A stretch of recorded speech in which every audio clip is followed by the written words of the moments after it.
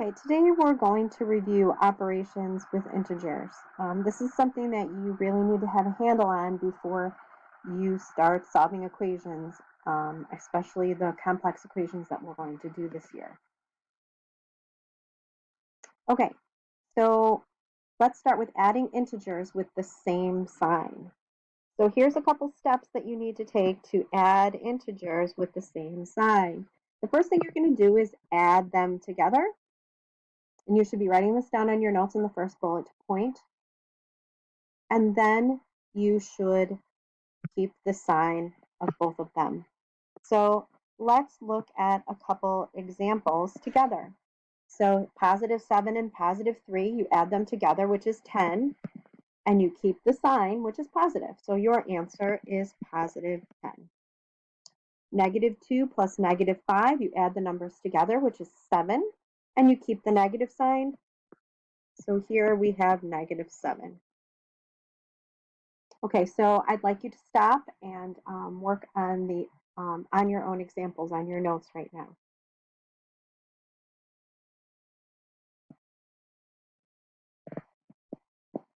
The next thing we're going to do is we're going to add integers with different signs.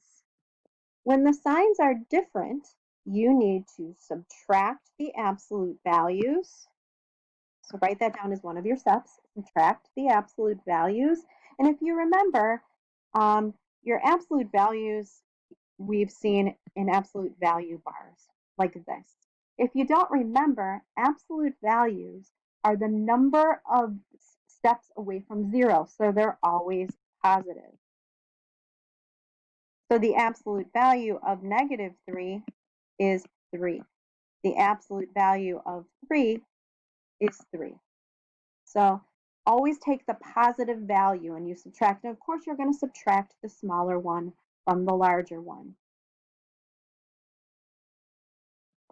Okay, then you're going to need to keep the sign of the larger of the two absolute values. So if my larger absolute value here is 13, that has a negative sign, so my answer is going to have a negative sign. Oops, let me go back.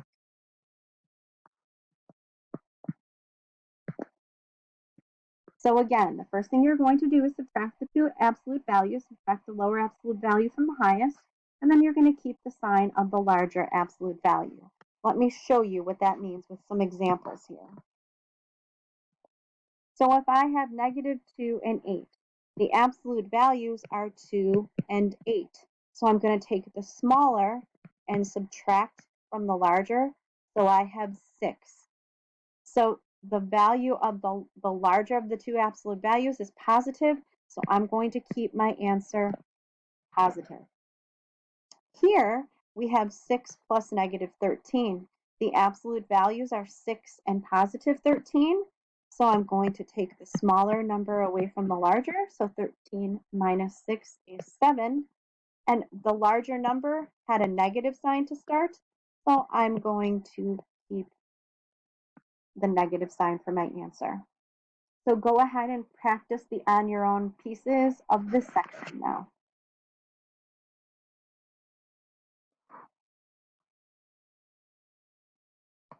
Next, we're going to subtract integers with different signs or just subtracting integers in general. So for this, all you need to do, let me get a white pen here, is add the opposite. So if you have a subtraction problem, you're going to change that subtraction to addition, and you're going to change the sign to the right of it opposite. So all you need to do is add the opposite there. So let's look at some examples here.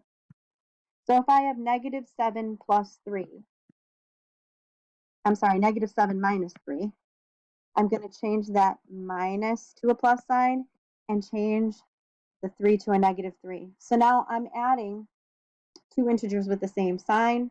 So negative 3 and negative 7 together is negative 10. And you know what? If you see how to do these in a different way, that's fine. You can go ahead and do it in the way that it works for you. So the next one is positive 8 minus negative 12. So I'm going to change my subtraction to addition, and I'm going to change that sign to the opposite. So now I have a simple addition problem. 8 plus 12 is 20.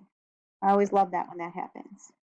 Okay, this last one, we have -7 minus -15. I'm going to change that to addition and change this to the opposite sign. But now we have two different signs, so we're going to have to subtract the higher absolute value or the lower absolute value from the higher. So I have 15 minus 5, which is 10.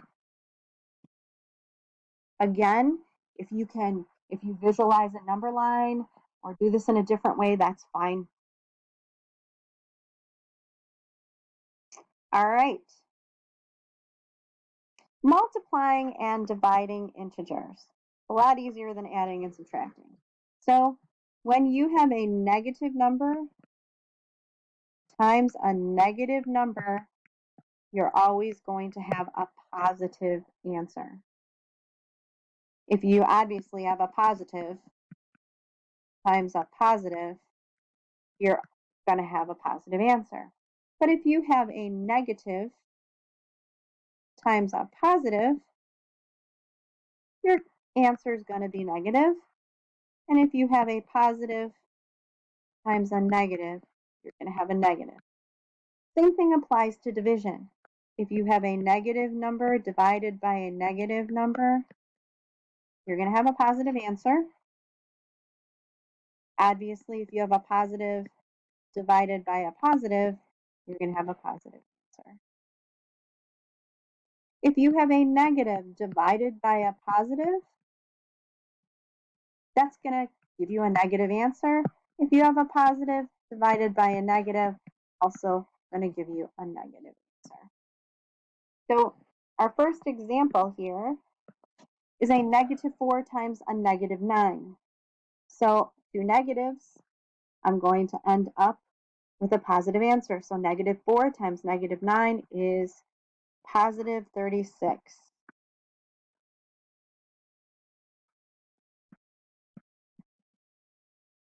-6 times 2, we have one positive, one negative, so we know right out of the gate our answer is going to be negative. 6 times 2 is 12. -10 divided by -5, two negatives, we're going to have a positive answer. 10 divided by 5 is 2. -50 divided by +2, a negative divided by a positive is going to be a negative. 50 divided by 2 is 25. So go ahead now and work on those examples, on your own examples. And that's it for a review of integers.